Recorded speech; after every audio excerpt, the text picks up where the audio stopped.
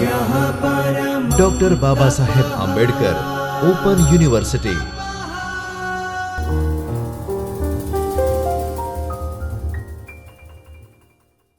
નમસ્કાર વિદ્યાર્થી મિત્રો, ડૉક્ટર બાબા સાહેબ આંબેડકર ઓપન યુનિવર્સિટીના ચૈતન્ય સ્ટુડિયોમાંથી હું Digish Harishchandra Vyas, assistant professor performing arts, school of humanities and social sciences તરફથી આપ સર્વનું હાર્દિક સ્વાગત કરું છું.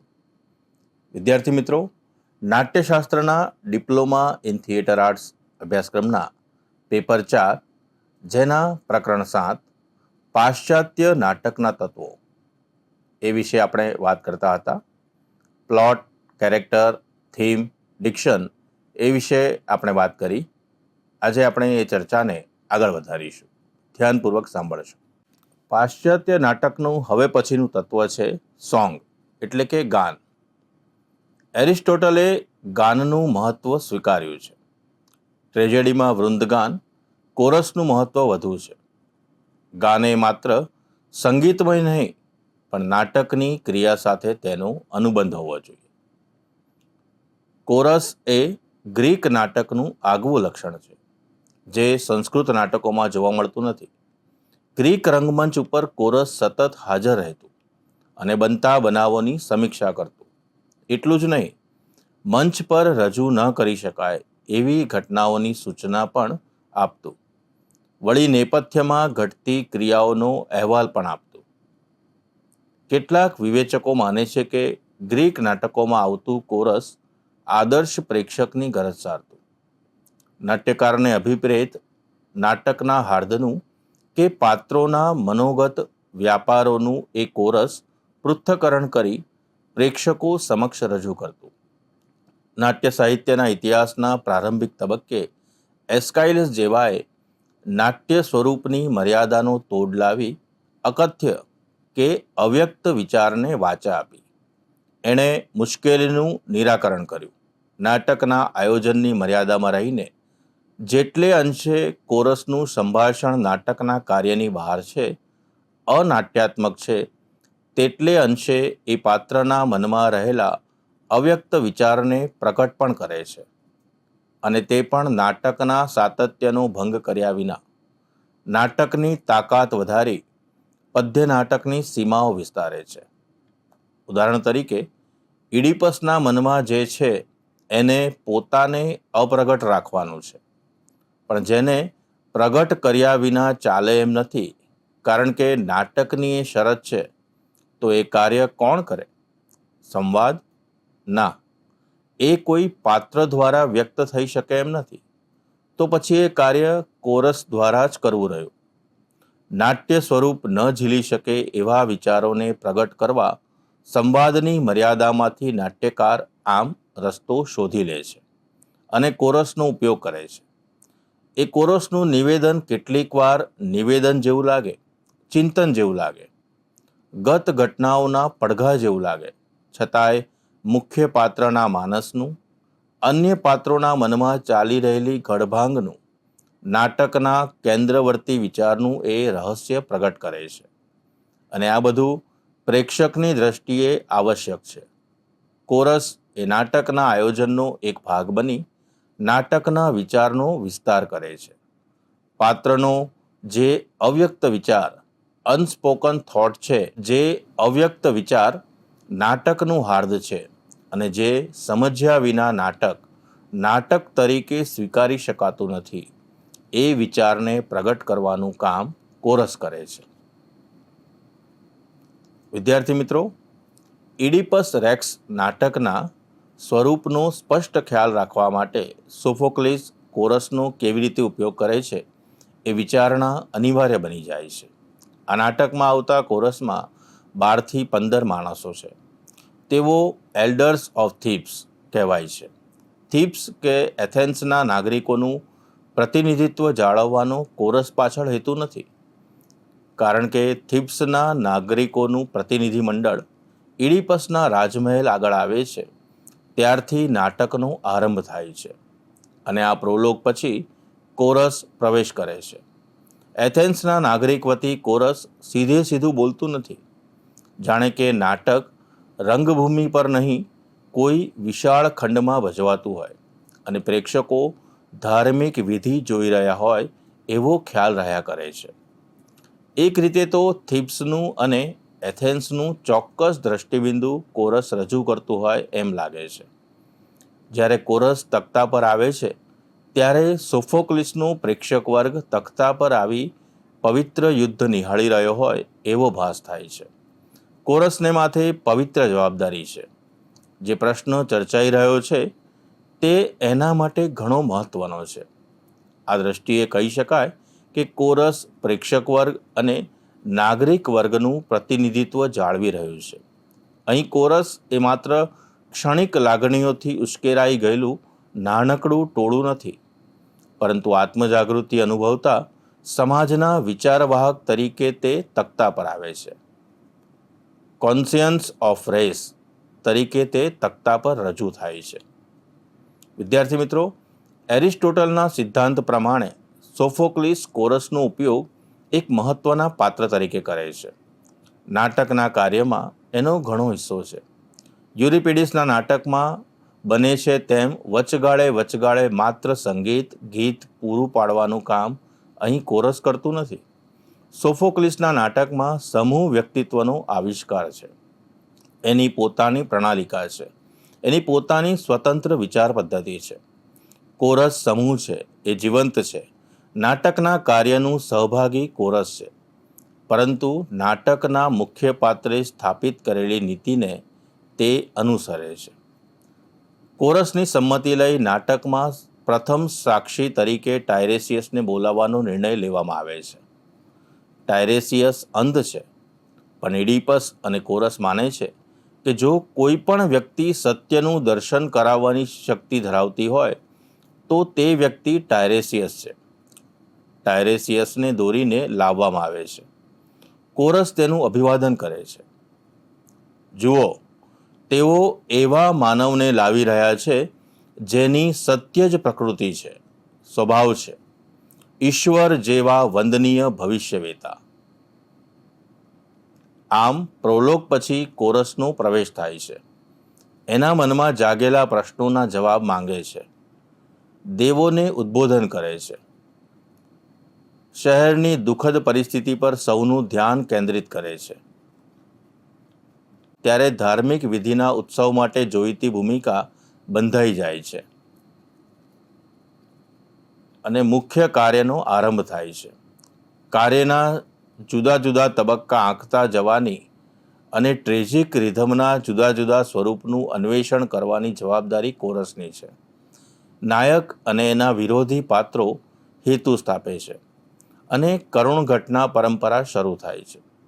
કરુણ ઘટનાજન્ય ઘર્ષણ અને હેતુ ઉપર કોરસ ગંભીર વિચારણા ચલાવે છે અને એ વિચારણાને અંતે નૂતન દર્શન, નૂતન દ્રષ્ટિબિંદુ રજૂ કરે છે. ટાયરેસિયસ અને ઇડિપસનું દ્રશ્ય પૂરું થાય છે અને બંને તખ્તા છોડી ચાલ્યા જાય છે.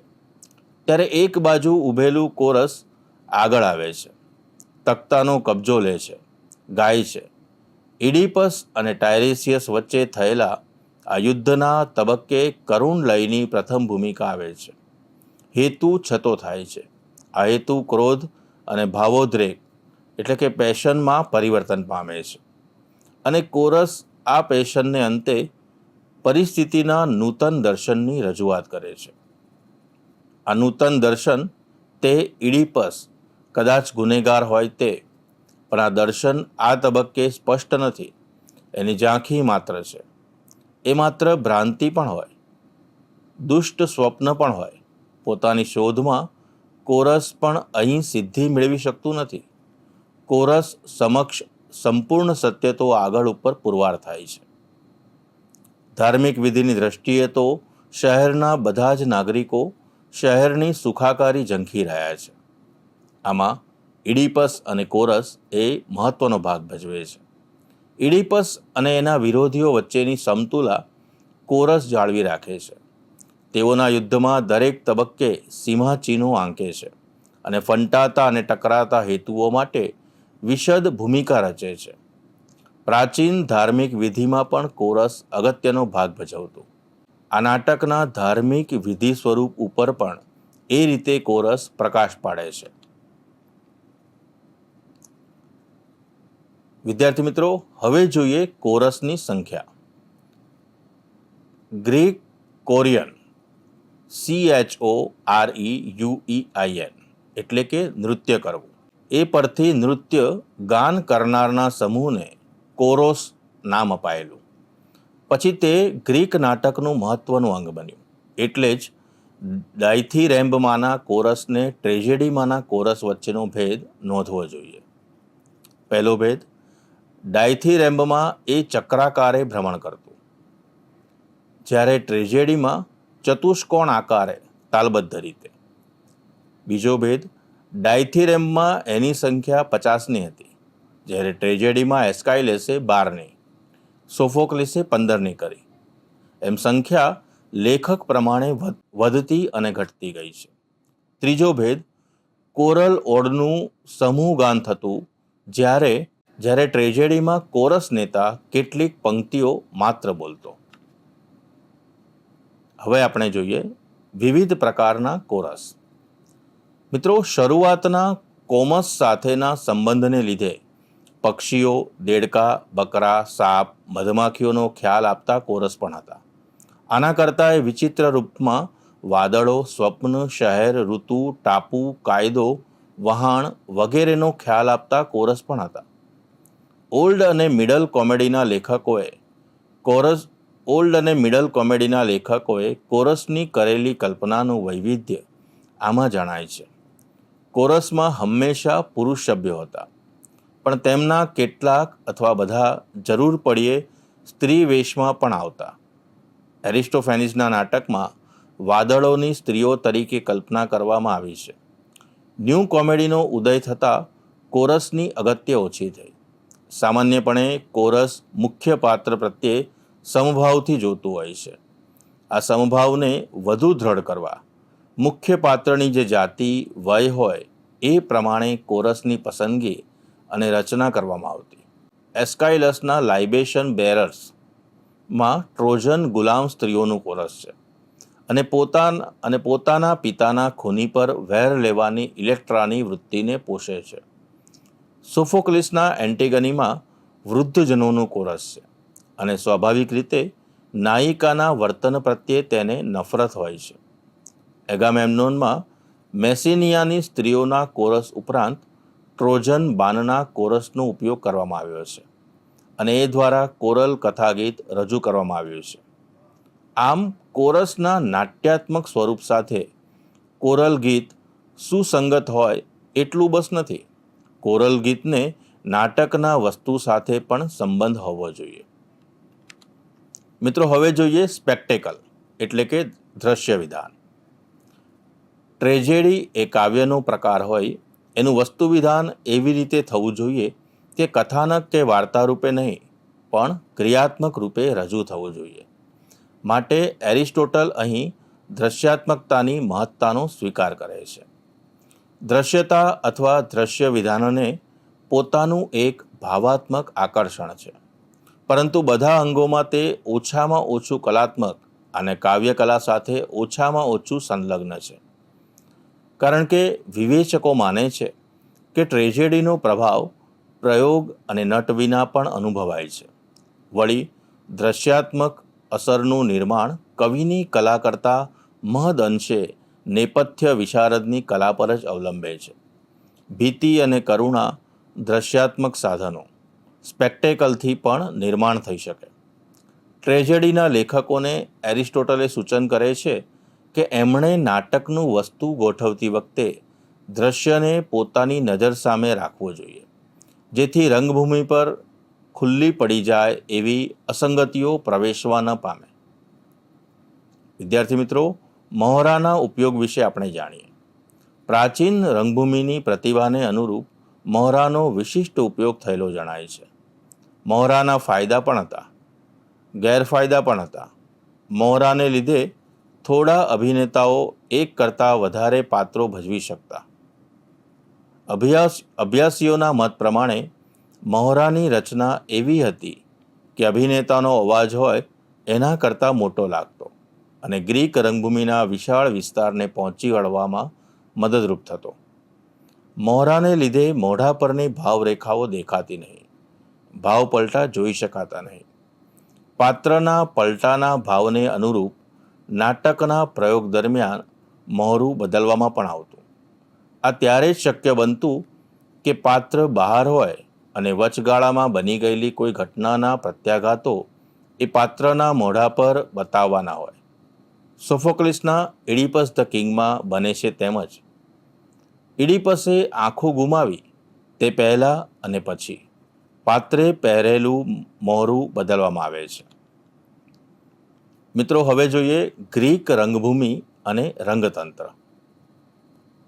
થેસ્પીસ અને તેના અનુયાયીઓ તરફથી એસ્કાઇલસને વારસામાં મળેલી રંગભૂમિનો અને પ્રણાલિકાનો ખ્યાલ એસ્કાઇલસના પ્રથમ નાટક ધ સપ્લાયન્ટ્સ પરથી મળે છે.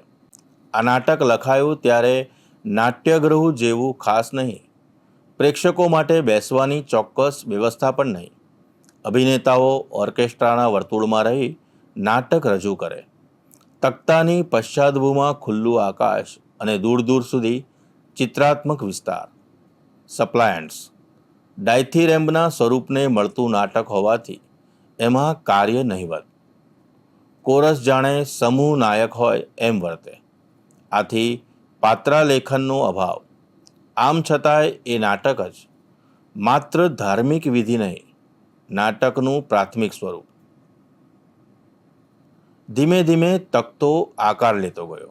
અભિનેતાઓને મહોરા અને વેશભૂષા બદલવાની સગવડ મળી. નાટ્યગૃહ જુદા જુદા વિભાગોમાં વહેંચાઈ ગયું.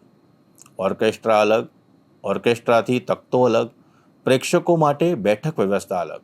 ટ્રેજેડીનું એક અતિ મહત્વનું અંગ હતું કોરસ, એટલે કોરસને ગાવા ફરવાની જગ્યા જ મહત્વની.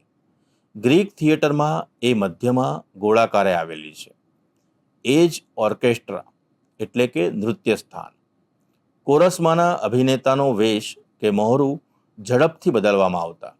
એ માટેના બંધિયાર સ્થાનની જરૂર પડતા આરંભે તંબુ, પછી લાકડાની કોટડી ને આખરે પાકું ચણતર કામ થયું. તે કહેવાયું સ્કીન. ગ્રીક નાટ્યગૃહમાં સ્કીન કરવાની પ્રથા એસ્કાઇલસે દાખલ કર્યાનું મનાય છે. પછી તો લાકડાની હરતી ફરતી કોટડીને સ્થાને પાકું, વિશાળ, લંબચોરસ એટલે કે લાંબા ઓટલાવાળું ને એ પર પડતા 3 પછવાડેના બારણાવાળું તથા એમાંના મધ્યના દ્વાર પર છાપરાવાળું ચણતર થયું. Skin building. લાંબી બાયના ગૂંથેલા ડગલાઓ અભિનેતા પહેરતા. રાજાના પાત્રમાં આવતો અભિનેતા ઊંચી એડીવાળા જાડા તળિયાના જોડા પહેરતો. કોરસમાં આવતી વ્યક્તિઓ સપાટ તળિયાના જોડા પહેરતી. મુખ્ય પાત્ર અને બીજા પાત્રો વચ્ચેનો તફાવત દર્શાવવા આ પદ્ધતિ રાખવામાં આવતી. વળી મુખ્ય પાત્રોના માથાના વાળની ગૂંથણી એવી રીતે કરવામાં આવતી કે પાત્રની ઊંચાઈ વધારે લાગે. આ બધાની પાછળ પાત્રની ભવ્યતા, ઉદાત્તતા ઉપસાવવાનો હેતુ પણ હતો. આપણી ભવાઈમાં જેમ ભૂંગળ વપરાય છે તેમ ગ્રીક નાટકોમાં વાંસળીનો ઉપયોગ થતો. વિદ્યાર્થી મિત્રો, આપણે ગ્રીક રંગભૂમિના આરંભ, તેમાં થયેલ વિવિધ પરિવર્તનો વિશે તેમજ એરિસ્ટોટલે કાવ્યશાસ્ત્રના 6થા પ્રકરણમાં દર્શાવેલ પાશ્ચાત્ય નાટકના તત્વો વિશે નાટ્યકાર સોફોક્લિસના નાટક ઇડિપસ રેક્સના ઉદાહરણ સાથે જાણ્યું અને માણ્યું. અહીં ધ્યાનમાં રાખવા જેવી વાત એ છે કે પાશ્ચાત્ય રંગભૂમિ એટલે કે ગ્રીક રંગભૂમિની ટ્રેજેડી નાટકનો એક પ્રકાર જેમાં ઉપરોક્ત દર્શાવેલા નાટ્ય તત્વો આપણને જોવા મળે છે. વિદ્યાર્થી મિત્રો, શબ્દાવલી પર એક નજર નાખીએ. પ્રોટોસ એટલે કે પ્રથમ નટ કે પાત્ર. ટ્રિટાગોનિસ્ટ, ટ્રિટોસ એટલે ત્રીજો નટ કે પાત્ર.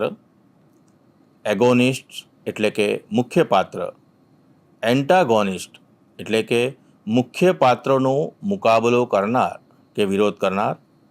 ડ્યુટરાગોનિસ્ટ બીજો નટ કે પાત્ર અથવા તો ગૌણ પાત્ર.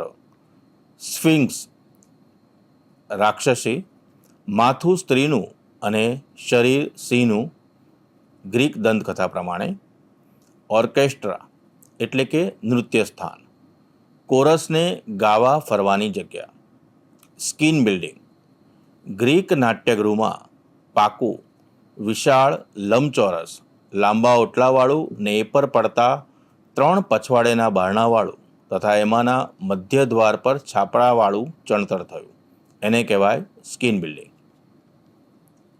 સંદર્ભ પર એક નજર નાખીએ. પાશ્ચાત્ય નાટ્ય સાહિત્યના સ્વરૂપો. લેખક નંદકુમાર પાઠક.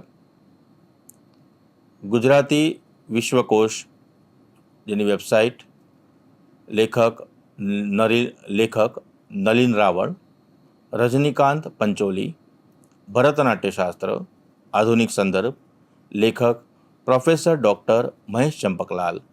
ગુજરાત વિશ્વકોશ ટ્રસ્ટ અમદાવાદ. 7+1 નાટ્ય સંગ્રહ. નાટક દેવવાણી. અનુરણન દિનેશ કોઠારી. સંપાદન ત્રિવેણી વડોદરા. નમસ્કાર વિદ્યાર્થી મિત્રો, આ પ્રકરણને આપણે અહીં પૂર્ણ કરીએ છીએ. આવતા વખતે એક નવા પ્રકરણ સાથે ફરી મળીશું. નમસ્કાર. स्वाध्यायः परमं तप